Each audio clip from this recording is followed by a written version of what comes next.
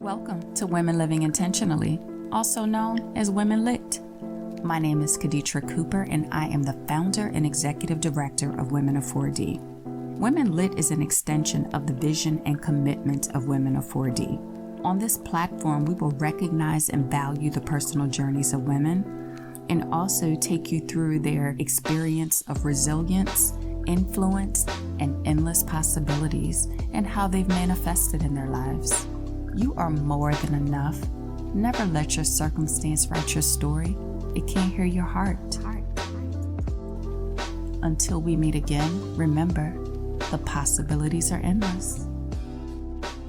Good evening, and welcome to Women Living Intentionally with Eileen.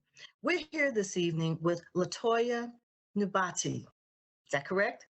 Yes. All right. And she is here tonight to talk about her book, I Almost Threw in the Towel, How I Bounced Back from Infidelity. LaToya, thank you so much for joining us this evening.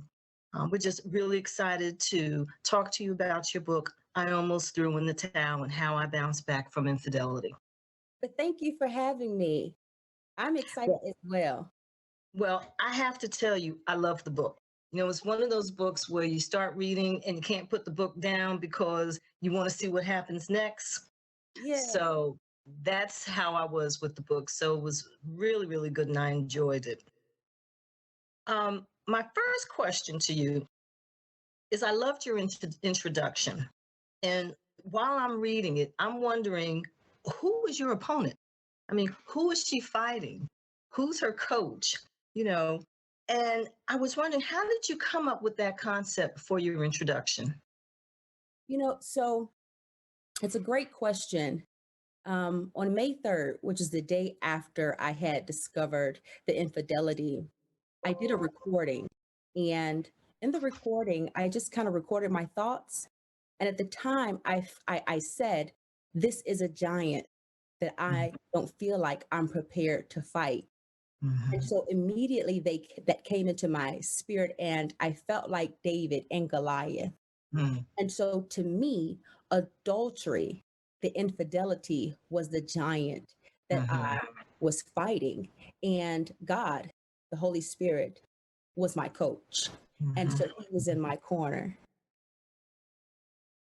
Okay, that's God is definitely in your corner and he'll definitely get you through, anything that we have to go through. Yeah. In the book, you said your husband cheated on you during your first year of marriage. How long had you dated and how would you describe your relationship prior to getting married? So it's really funny because we had only dated a year before we got married. And it was crazy. We both felt like, it was moving really quickly, but we had such a great relationship. It had felt like I had really, truly found my soulmate. We had so many things in common. Our energy was amazing. We just had such a divine connection, and we really wanted the same things out of life. We could be very honest with each other about, deep secrets, things that we probably held and couldn't speak to other people about, but we could lay them on the line and just become our authentic selves to each other. And so that's how our relationship was. It was absolutely beautiful. We rarely argued. We really rarely fought. It was just an amazing relationship. Okay. Now, after you found out about the infidelity, you went through a great deal of physical and emotional stress during this time. Yeah. How did you get through those days and still work, take care of family, do the things that you needed to do while all of this was still going on? To be honest, it was really hard. I mean, you go through things in life and you really feel like you aren't prepared. But in reality, I was prepared because I had been through many things before in my childhood, and it was kind of building me up and leading me to this point. And so the resiliency that I built based on things that I had went through in the past really prepared me for it. And I had to really rely on God. I had to rely on prayer, and I had to look at my children. And so even through the feeling of betrayal, even through feeling fear and failure, I looked to my children for comfort and strength. Mhm. And I was able to pull myself up. I was able to smile when I felt like crying because Mhm. they were worth smiling for. You know, Mhm. they deserved to see me happy. They deserve to see me succeed. And they've experienced all sorts of all types of attitudes in the past, but the one thing they've never experienced with me is hopelessness. And so I had to really and truly fight for them as Mhm. well as myself. Okay. God told you that in order for you to receive the promises he gave you about your life and family, you had to forgive your husband. You decided to fight for your marriage. Can you describe to me the emotions, feelings, thoughts that were going through your head and the conversation you had with God when Ooh, he told you this? Miss Aileen, oh me, my. I'm gonna tell you, you know, we go through periods in life where sometimes we don't hear God, and you're like, Mhm. we're like, Lord, I don't hear him. I don't hear God. Where am I spiritually? But at that time, it's like I did not want to hear God. I didn't want to hear him because everything he was telling me, I didn't want to do. So I was like kicking and screaming. And honestly, I felt kind of betrayed by God. Mm. I'll be honest. We have to be honest with ourselves. And I felt betrayed because I felt like, Lord, I'm serving you. Lord, Mhm. I'm your daughter. I'm Mhm. the victim here. Why do I have to forgive? How come I can't hate him? How come I Mm. can't be mad at him? How come I have to move on from something that I feel naturally that he caused? you Mhm. know? And so Mhm. I felt betrayal and I felt afraid. I felt that I wasn't going to be able to do it. Mhm. I felt afraid that he'd possibly do it again. What if he does it again, Lord? I'll look like a fool. Mhm. What if he does it again? I felt shameful. Mhm. I felt embarrassed. And so those were the things that I felt at that time. And then I said, well, you know what, God? If you told me to do it, then Mhm. you give me everything that I need.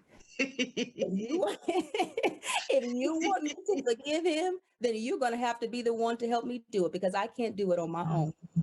Yeah. And I know, anytime as we go through our lives and our walk with God, we struggle with obedience. It could be sometimes small things, but we know that we need to be obedient and listen to what God says so that we can have the blessings and what he has promised us. So that I know that had to be hard, but Oh you yes. um I like this part in your book. Okay, so how did you not get an attitude or keep quiet when you wanted to, as you say in the book, fly off at the mouth and remind him how he really was? I like that line. It took mental toughness. It took a strength I'm really serious that I really didn't think I had. And so Hmm.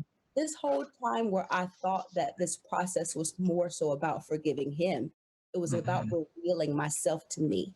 It Mm. was about what God had already placed in me because I said, God, if you want me to forgive him, you have to do it. But he had already placed everything that I needed inside of Mhm. me.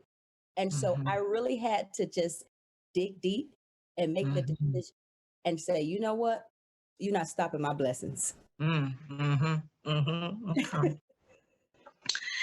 After the infidelity, and as you were going through the healing process that you described in the book, you said you had no idea what real love was, what you had no idea what true love was. Can you tell me now what is true love? What is real love? You know, I can tell you what I believe real love, Okay. true love is. And when I think of true love, Aileen, I think of a palm tree, like, Mhm. being beaten by the winds and water of a hurricane. We've seen the videos in Miami, and we've seen where, the palm tree is bending, right? But for some reason, it doesn't break because it's rooted and it's grounded. It was designed to be able to withstand that wind and that pressure. And to me, that's what love is. Love is the ability to be able to love someone at their lowest, love someone at their ugliest, love someone unconditionally. Wow. When you're able to do that, that's true love. Okay. In chapter 9, it's titled, "It's Time to Rebuild Your Temple." You said that before your marriage can be recovered, you must restore yourself. What steps did you take to restore yourself, LaToya? Well, number one, I had to just be honest with myself. I had to take a deep look at me. And I say that because many times when you experience any sort of betrayal or trauma, your image of yourself is oftentimes destroyed. And so I had to look at myself and say, okay, Toya, you're beautiful no matter what. You're amazing no matter what. It was nothing that you've done. You could have been the most perfect wife. You could have been a not so perfect wife. The choice wasn't yours, but you do have a choice now. And so I began to speak to myself on a daily basis. I would look at myself in a mirror and I would tell myself, it wasn't your fault. I would tell myself how much I love myself. And so I started to eat better. I started to work out. I did daily devotionals. I did affirmations. Right. I prayed more. And I sought God for my true identity. And so that's how I began to rebuild myself and start really discovering what it was that I wanted. Before that infidelity, I spent so much time trying to be the perfect wife instead of just being me. I spent so much time trying to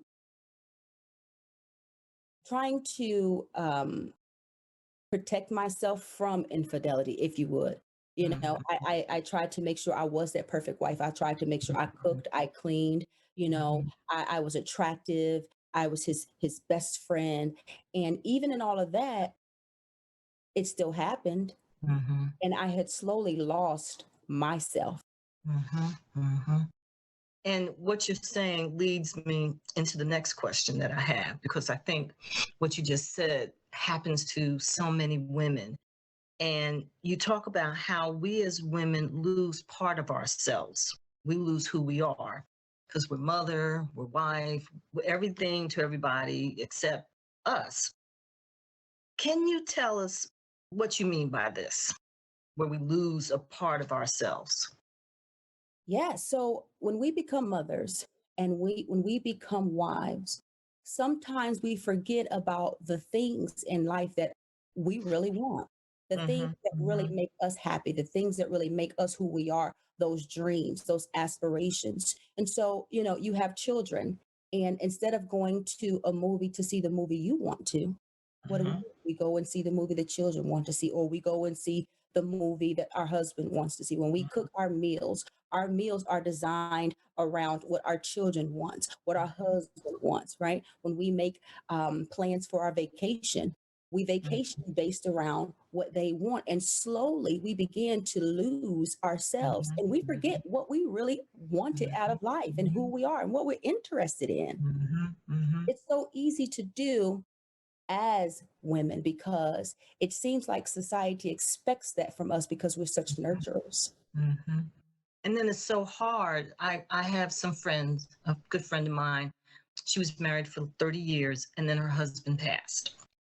And so now she's trying to figure out who she is. Because for 30 years, she was wife, she was mother, she did everything for everyone else. And so now she's trying to figure out, well, who am I? It's been so many years since I knew what I wanted because she got married in her early 20s. And so now she's like, okay, what are the things that I like to do? What are the things that I want to do? What makes me happy? And it is something that we as women, like you said, because we are nurturers, that we give of ourselves and kind of forget about ourselves and put everyone else first. So that you see it happening a lot. So much. Um, what were some of the things you did to restore your marriage and become one again?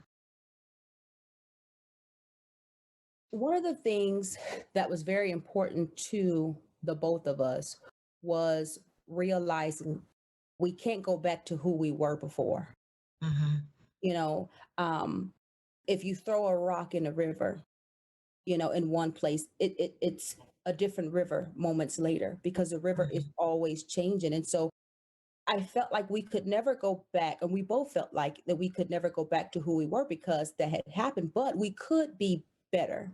Mm-hmm. And so we had to be honest about what we both wanted. And we thought that that was clear in the beginning, but people change. Mm-hmm. I'm not the same person that I was when we first started dating, and neither Mm-hmm. is he.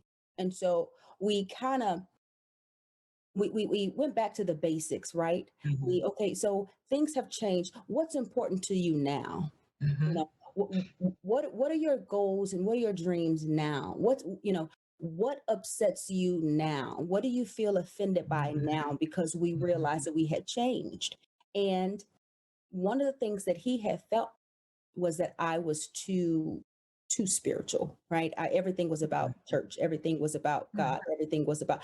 And when we got together, he didn't know that side of me. Okay. I love God, but I wasn't in church the way that I was at that time. And so Mm-hmm. I began to hear what he had to say, and he heard what I had to say, and we were honest about that. And then we prayed a lot together.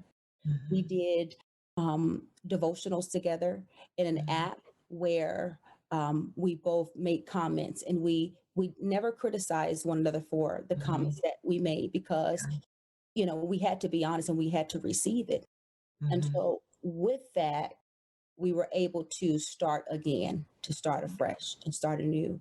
And we were able to build on the foundation with Christ as the center. Mm-hmm. Mm-hmm. Okay. How were you able to get the intimacy back into your relationship and into your marriage after what happened? That was hard. That was Whew. as hard as the other one. Oh, That was as hard as the forgiveness.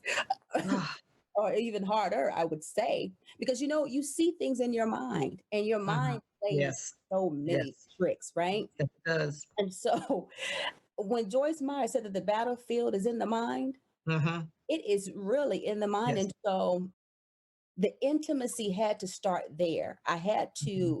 to go into the deep part of my subconscious mind and Mm. slowly tear away those images that were in my mind, because Wow. for the longest of time he was deployed, and I Mm-hmm. thought that, okay, I'm better now. He's been deployed, I'm good. And when he got back the first time he Mm-hmm. touched me, immediately my mind saw those images. And Wow. so I realized, okay, God, there's still some more work to be done. Right. Mm-hmm. Mm-hmm. And so I had to counter those thoughts when they came into my mind. I had to replace those thoughts with the truth. Mm-hmm. What does God say? Not what Mm-hmm. the enemy wants me to think, but what does Right. God say? And then I had to start with myself. Mm-hmm. As I talked about rebuilding that temple, rebuilding yourself, I had to really believe, right, that I was beautiful, that I was sexy, that I'm attractive. Mm-hmm. And so Mm-hmm. when I was able to do that and was able to realize he is not the sin he committed, Mm. then we were able to rebuild intimacy. That's deep. He is not the sin that he committed. Wow. Okay. In chapter 12, you talk about abuse, both physical and emotional. Can you tell us why you felt this was important to address in your book? Sure. Abuse is one of those topics I feel like people don't talk about enough. Mm-hmm. And it happens so much. And it Mm-hmm. happens even in a church, right? We hide abuse behind our choir robes, we hide abuse around our usher uniforms. We hide abuse behind the Bible. It's not something that many people discuss. And many times, abuse goes hand in hand with adultery. Okay. And so I felt that it was important to discuss because women who have been abused Mm-hmm. oftentimes feel like love is supposed to hurt. Mm-hmm. Women who are abused many times because of the identity, because of their identity, because how they see themselves Mm-hmm. has been changed. They sometimes don't feel like they're worthy of anything better, right? Mm-hmm. And so I had to discuss that because although the word of God says that God hates divorce, Mm-hmm. it also said that Christ came to give life and give it more abundantly. Right. And abuse is not life. No, no. And so I wanted to make that clear that going through abuse is never what God wants for anyone. Right, right. Mm-hmm. And I wanted to show the link between abuse and dysfunction. Mm-hmm. Mm-hmm. Good. Okay, let's talk about trust. How is a spouse able to trust again after infidelity? Aileen.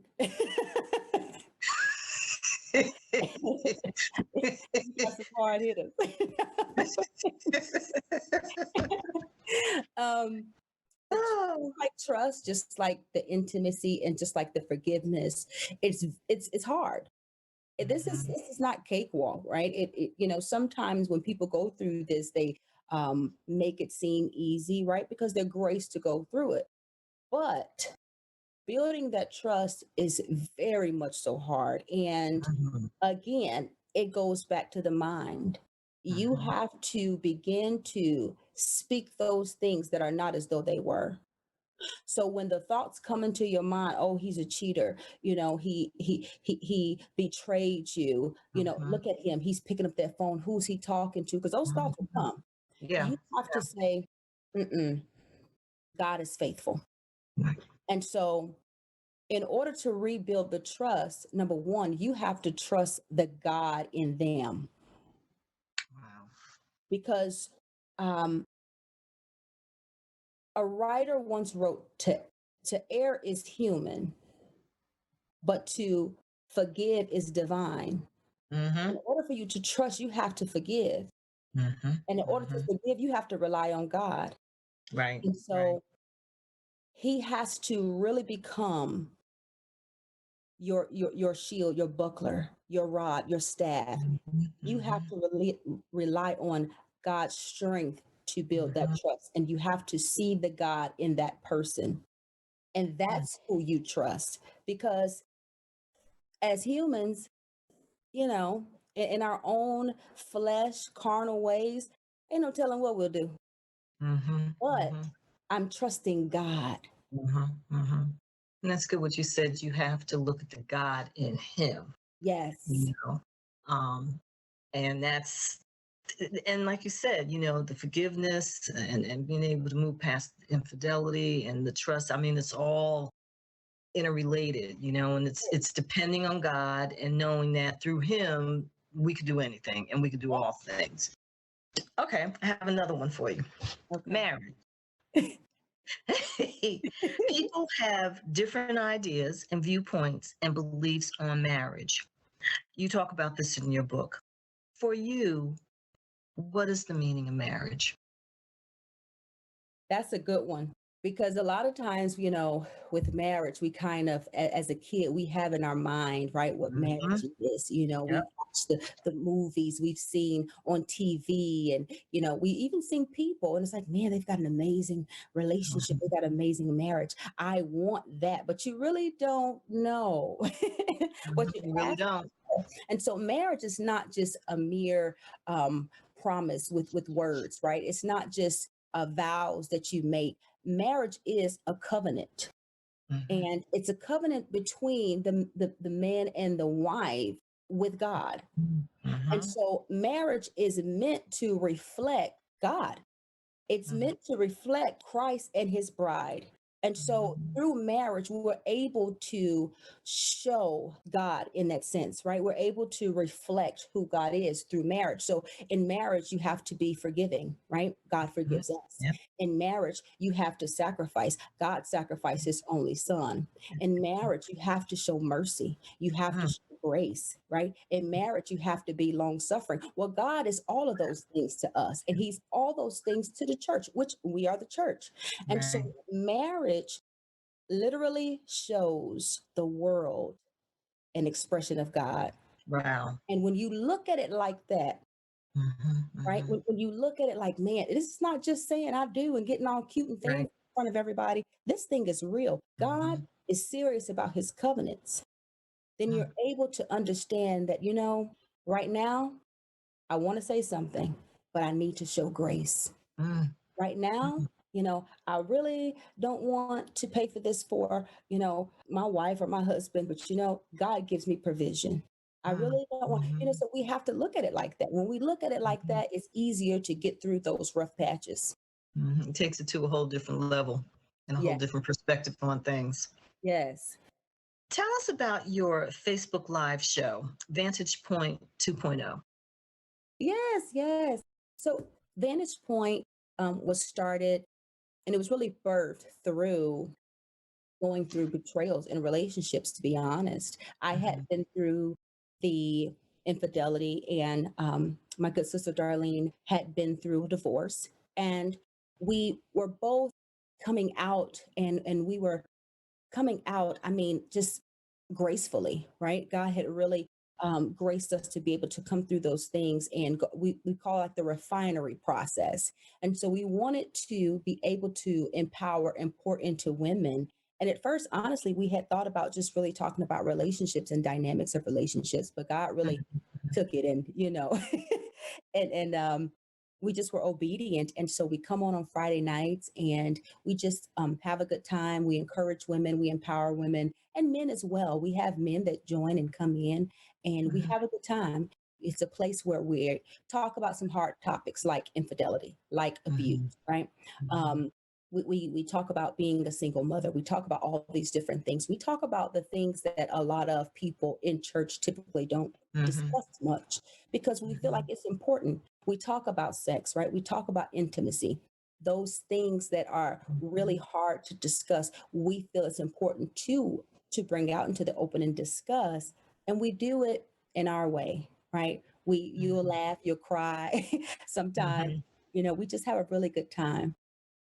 So people feel comfortable exposing themselves or sharing things in this way where they might not be able to do it anyplace else. Yes, without feeling judged, Hmm. right? Because there's Hmm. so many things that we carry as people, as individuals. And a lot of times people think that once you give your life to God, or once you even become a certain professional, right? Once you get to a certain status or level in life, people think that you don't deal with things. People Right. that, you don't have issues that you need to work on. And that's not true. And a lot of times it's not inviting, right? People don't invite you to discuss those Hmm. things. And a Hmm. lot of times people will judge you for it. And Hmm. so we Hmm. provide a place, a safe place. We want it to be a safe Right. place where people can discuss things, and we can discuss things, and they can walk away feeling empowered and have a different vantage point, right? Have a different viewpoint on life based on, what God shares with us to discuss. Okay. So, where can our listeners purchase your book? I almost threw in the towel. How I bounced back from infidelity, and what is the cost? So they can purchase the book on Amazon, and the actual book itself is $15.99, and Mhm. the digital copy is $7.99. And I believe Okay. if people have like the Kindle package or Mhm. whatever, they can even get it cheaper than that. But Okay. definitely get it on Amazon. Great. And as far as your Facebook Live show, what time is that? So if people who hear about it want to join, how and where can they join? Yes, just go on Facebook and type in Vantage Point 2.0, and you'll see my face and Darlene up there. And we just got some great videos, some great content, and Great. we are going to be doing even more in this year. Awesome. So last question. Well, no, actually not. You are a wife, a mother, an author, and professional. How do you prioritize self-care? I'll be honest, this is the area where I probably could use some more work in, as many of us. But it's very important to me because even on Vantage Point, right, we talk a lot about balance. And so, Mhm. when to whom much is required, to whom much is given, much is required, right? Right. And so when God blesses you to be able to be on different platforms, you have to Mhm. practice what you preach. And so, since launching Vantage Point, I have had to definitely look at self care because that's something that I definitely talk about to my audience. And so, what Mhm. I do Mhm. typically, I love to get my hair done. Um, Mhm. my stylist and I are really good friends. So we pray, we cry, we shout, we sing, we do whatever. Like it's just an awesome day. I just plan a day for that, right? I love to read, and Mhm. so I take time out and I tell my children, "Hey, I'm taking some time. Don't knock on my door unless it's an emergency." No. Yeah, I'm seeing you all day. This is my time. This is mama time. And so, and I'll tell them, I'm saying, hey, I'm praying and I'm meditating on the word. Mhm. Don't knock on my door. It's very important for us to set those boundaries in Mhm. order for us to be able to have self care. Mhm. Mhm. Sometimes you have to put away that phone. Mhm. Sometimes you have to turn those notifications off and have you some quiet Mhm. time, whether it's Mhm. having some tea, whether it's going out and hang out with your girls, doing all that stuff and not feeling guilty about it is so Right. important. Right. Right. I know we talked to another author and she was saying she sometimes she has to schedule it in her calendar, to make sure that she allows herself that time, for self-care because if she doesn't, then there's always something she could find to do or something that she can do. But it is important. We can't take care of anybody else if we don't take care of ourselves, and we have to take care of ourselves. Aileen, that is so true. And a friend told me years ago, because like that author, things were always coming up, right? Things were always when I was so busy. But a friend told me, she said, when you're on a plane, they tell you to put that oxygen on your face first. Kids, put it on your kids. I said, you know what? You sure right. And they do. They tell you too. Right? Our instinct would be to do, get the kid first. But if we can't breathe, we can't do anything to help the child. Exactly. And so if we broke down and tore up, we can't help them. So Oh, okay. I have one other question for you. And basically, is there anything else you'd like to add or share with us? yes, one thing I can add and share and say about this whole experience is that everyone's experience is different. Mm-hmm. What God told me to do and what worked for me worked for Mm-hmm. me. And sometimes it may or may not work for another individual. And Mm-hmm. so make sure you take the time out to really pray and hear God for how he wants you to get through storms in life, Mm-hmm. whether Yeah. it's infidelity, whether it's sickness, whether it's a Mm-hmm. loss of a job, whatever Mm-hmm. that experience is, you're already more than a conqueror, right? Mm-hmm. He's already given you the victory. You Mm-hmm. have to dig deep and find it and understand that not everybody's walk looks the same. Mm-hmm. Yep.